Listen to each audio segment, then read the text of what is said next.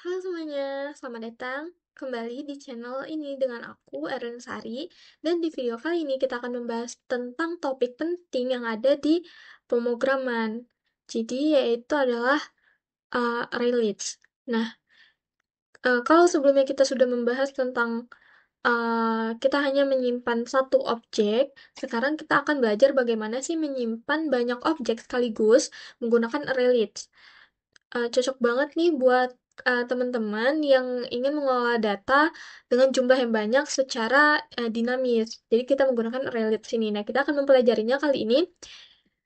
Untuk tujuan pembelajaran, itu kita akan mengenalkan konsep relates dalam Java. Nah, mengenalkan dasar-dasar dan kegunaan relates sebagai bagian dari Java Collection Framework. Nah, terus juga kita akan memahami ini perbedaan array biasa dan relates untuk mengetahui kapan sih kita bakal menggunakan untuk array, terus juga kapan kita akan menggunakan array list. Terus juga kita akan mampu menggunakan array list untuk menyimpan banyak objek, mengimplementasikannya lah. Nanti akan ada suatu contoh uh, program yang bakalan aku jelasin nanti untuk terkait dengan materi array list ini. Terus selanjutnya tujuan pembelajaran yang terakhir adalah berharap untuk praktik langsung menyimpan dan menampilkan data objek dari array list. Kita akan melakukan latihan-latihan untuk array list ini. Nah, kita akan mengenalkan array list. Array list itu sendiri adalah bagian dari Java Collection Framework yang berfungsi sebagai penyimpan data seperti array. Namun, dia itu lebih fleksibel aja karena sifatnya yang dinamis gitu. Relates itu dia tuh dapat menyimpan banyak objek dengan ukuran yang bisa berubah-ubah, bisa bertambah, bisa berkurang sesuai dengan kebutuhannya gitu. Tipe generik digunakan dalam relates itu contohnya adalah Java Collection Framework. Terus itu bagian pentingnya dari Java untuk mengelola koleksi objek, terus juga penyimpanan data dinamis. Ukurannya itu dapat disesuaikan, jadi tipe generik itu mendukung berbagai tipe data objek dengan tipe generik. Selanjutnya, kenapa sih kita memilih untuk menggunakan array list dari dibandingkan dengan array biasa gitu. Jadi kan kalau bisa disimpulkan terlebih dahulu ya, array yang biasa itu dia tuh ukurannya tetap saat dideklarasi. Tapi kalau untuk yang array list itu dia ukurannya dinamis, bisa bertambah, bisa berkurang secara otomatis gitu, sesuai dengan kebutuhan yang kita mau gitu. Nah, jadi kan kalau realis itu menjadi pilihan karena tidak perlu menentukan ukuran di awalnya. Mungkin bisa aja berkurang, bisa juga bertambah seperti yang aku simpulkan tadi di awal.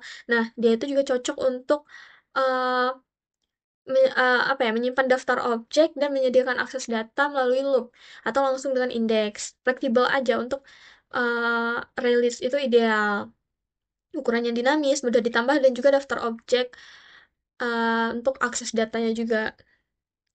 Jadi kalau misalnya dibahas lagi untuk eh kalau array itu ukuran tetap dan array list itu ukuran dinamis. Itu aja untuk kesimpulannya gitu biar lebih mudah untuk pembelajarannya.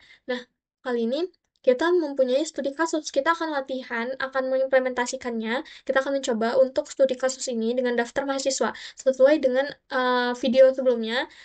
Terkait dengan daftar mahasiswa juga, kita menggunakan daftar mahasiswa juga agar mempermudah untuk pembelajaran teman-teman sekalian. Nah, jadi dalam kasus ini kita tuh menyimpan banyak mahasiswa, di mana masing-masing mahasiswa itu ada namanya, ada umurnya, gitu.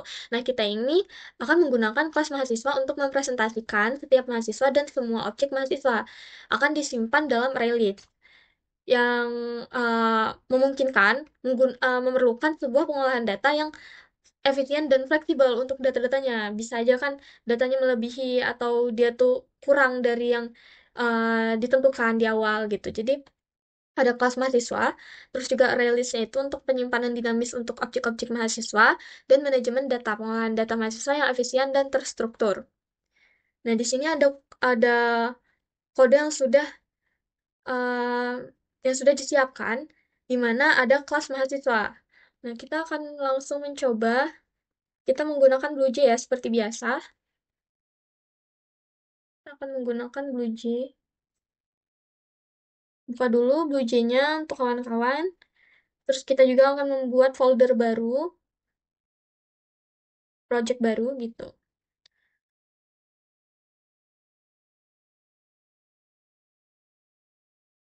Nah, di sini kita buat kelas, nama kelasnya mahasiswa.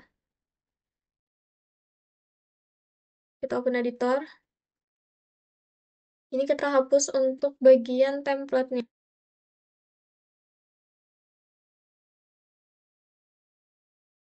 Di sini kita tulis string, oke, S-nya besar ya, string nama integer umur.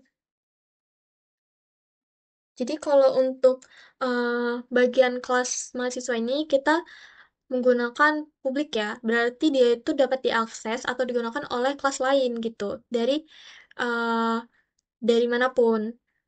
Terus dalam konteks release ini juga dia tuh penting lah untuk si uh, kelas main ini akan menggunakan atau akan mengakses gitu.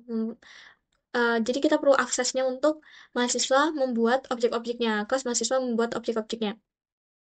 Nah, di sini ada string nama. String ini adalah tipe data yang digunakan untuk menyimpan karakter nama gitu. Setiap objek mahasiswa itu akan memiliki sebuah nama yang bertipe string. Sama dengan juga untuk yang integer umur, dia itu adalah tipe data primitif yang digunakan untuk menyimpan bilangan bulat.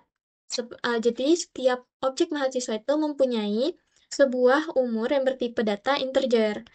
Data nama dan umur akan menjadi bagian dari objek-objek yang akan disimpan dan dikelola menggunakan ArrayList.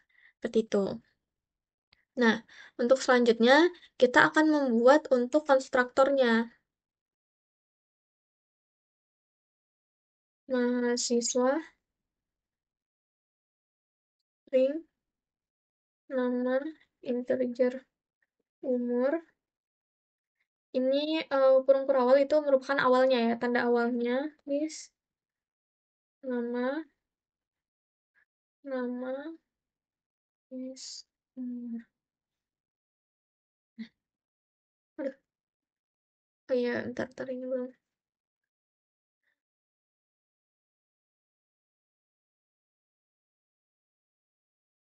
Nah, jadi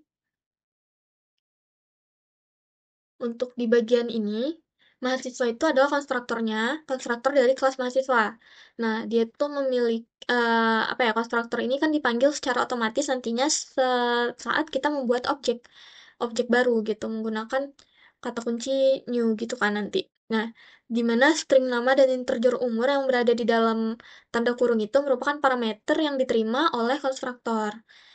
Jadi, ketika kita membuat objek mahasiswa, kita perlu memberi nilai untuk nama yang bertipe string. String itu nanti kita menggunakan tanda petik 2 saat memberikan nilainya. Nah, selanjutnya itu umur bertipe data integer. Jadi, kalau untuk yang this nama itu adalah this itu kata kunci uh, di situ kata kunci merujuk pada objek saat ini dari kelas mahasiswa yang sedang dibuat gitu. Begitu juga untuk yang tis tis umur gitu. Dan untuk selanjutnya kita akan menambahkan untuk metode tampilkan info untuk menampilkan hasil dari pemberian objek-objek tadi ke konsol, menampilkan ke konsol. Wait, tampilkan info, info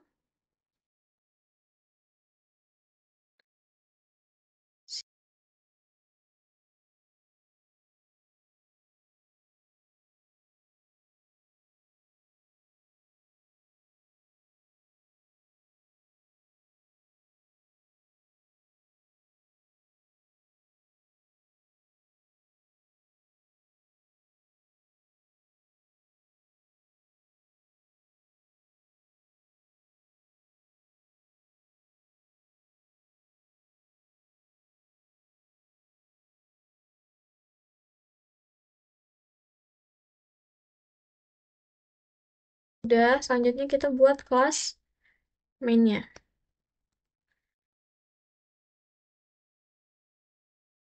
Kita hapus dulu untuk bagian template bawaannya. Kita hanya membutuhkan ini. Nah, di sini kita kita akan menambahkan import Java until ArrayList karena kita menggunakan ArrayList. Jadi di bagian atas ini tambahkan import Java until ArrayList.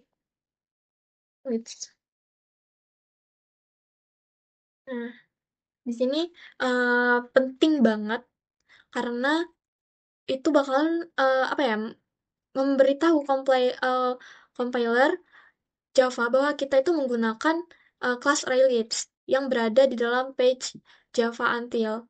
Tanpa import ini, kita itu bakalan uh, tidak akan bisa mendeklarasikan atau membuat objek ArrayList-nya gitu. Kalau tidak ada baris ini, import ini. Terus untuk selanjutnya, kita akan buat seperti biasa di bagian ini, public static void main string arguments awalnya. Nah, di sini kita buat dulu ya, nanti bakal aku jelasin.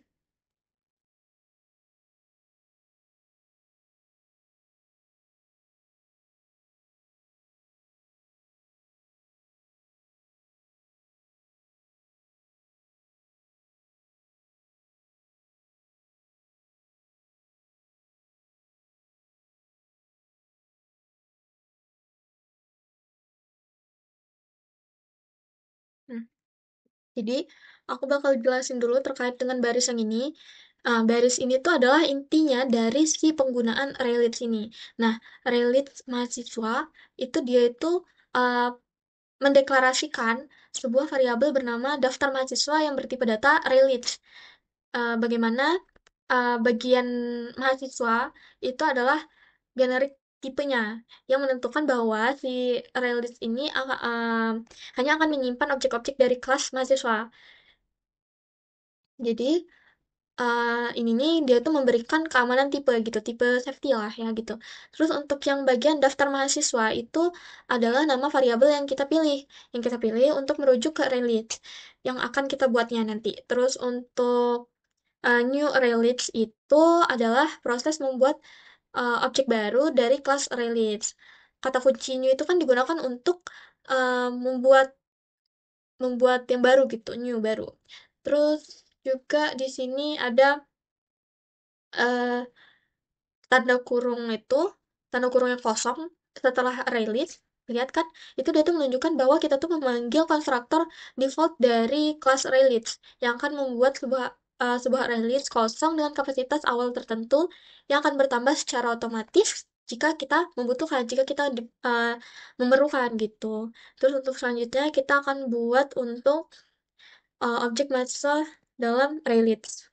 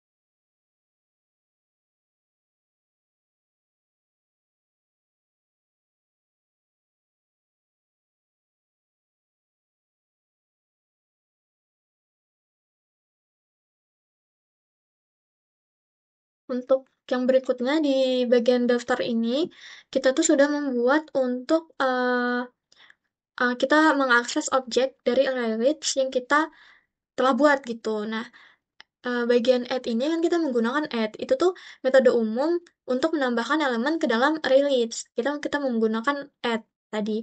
Nah, di sini ada new mahasiswa, Sari, umur 20. Kita membuat sebuah objek baru dengan kelas mahasiswa. Objek mahasiswa ini kemudian ditambah ke dalam daftar mahasiswa menggunakan metode add. Nah, untuk selanjutnya kita akan memberikan uh, sebuah tampilan untuk semua mahasiswanya. Sini kita menggunakan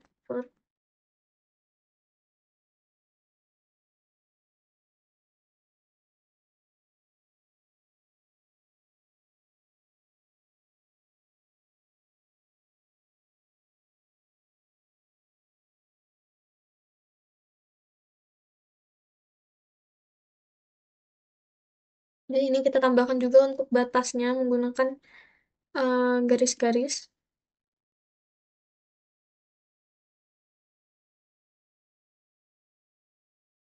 Nah, kita akan bahas dulu terkait dengan penambahan untuk tampilan infonya nanti ke konsol gitu. Nah, jadi kan di sini tuh ada for mahasiswa, mahasiswa, daftar mahasiswa.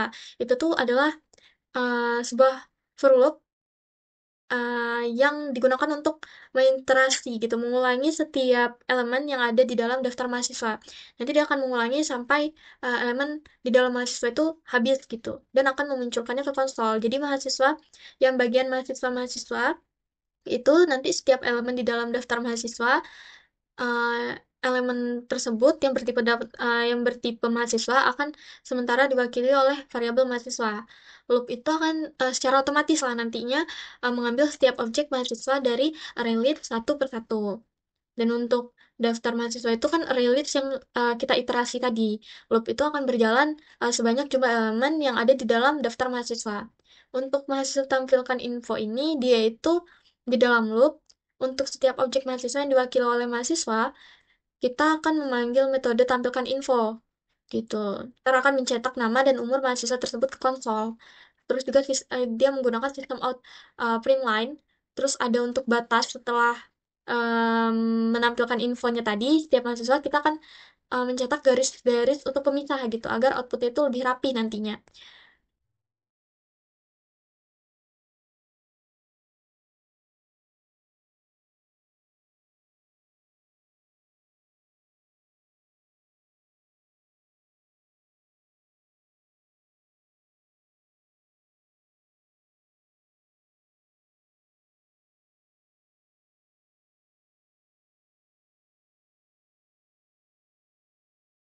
Nah, untuk di sini kita akan menambahkan new mahasiswa dengan nama Sari. Ingat ya, kalau string itu menggunakan tanda petik 2, umur 20.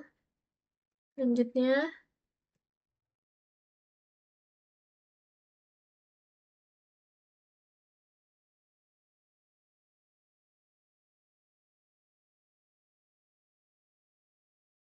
kita klik main, klik kanan, terus klik void main. Oke. Nah, di sini sudah ditampilkan untuk array list-nya. Jadi, di mana dia ada nama Sari dengan umur 20 dan Nurul dengan umur 19, selanjutnya dengan umur Yeon itu 19. Nah, di sini kita sudah berhasil untuk uh, menggunakan array list. Bagaimana kita menggunakan array list dan bagaimana si array list ini dapat membantu kita dalam mengelola kumpulan objek gitu. Nah, kita bisa menambahkan mahasiswa kapan saja tanpa harus tahu jumlah pastinya di awal. Jadi tidak kita tentukan di awal, jadi kita bisa menyesuaikan apa yang kita butuhkan, tidak terpaku dengan jumlah yang awal gitu, jumlah yang sudah ditetapkan di awal. Nah, jadi teman-teman, hari ini kita sudah belajar tentang array list. Kita sudah mengimplementasikan tentang array list.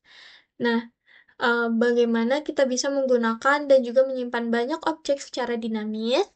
Terus juga ini nih sebenarnya sangat-sangat penting ketika kita nantinya bekerja dalam data dengan jumlah yang besar gitu. Dalam pekerjaan, dengan data yang jumlahnya sangat besar gitu, yang tidak bisa digunakan dengan array biasa saja. Kita menggunakannya array list. Untuk kesimpulan apa yang kita pelajari dalam video kali ini adalah terkait dengan kumpulan objek.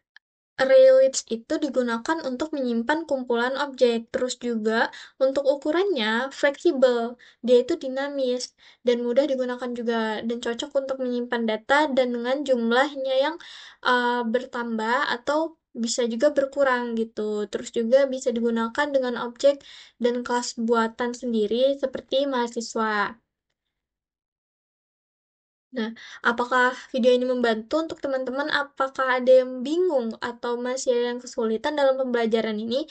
Boleh komen ya untuk bertanya di kolom komentar, bertanya saja tidak apa-apa, nanti bakalan aku jawab untuk pertanyaannya. Terima kasih yang sudah menonton. Aku harap kalian bisa mengikuti pembelajaran ini dengan baik dan juga dapat mengimplementasikannya untuk contoh-contoh yang lain dengan baik. Dan pembelajaran ini semoga dapat membantu kalian dalam pelajaran OOP. Terima kasih yang sudah menonton, dan jangan lupa like, subscribe, dan share video ini biar makin banyak belajar bareng. Dan sampai jumpa di video selanjutnya. Dadah!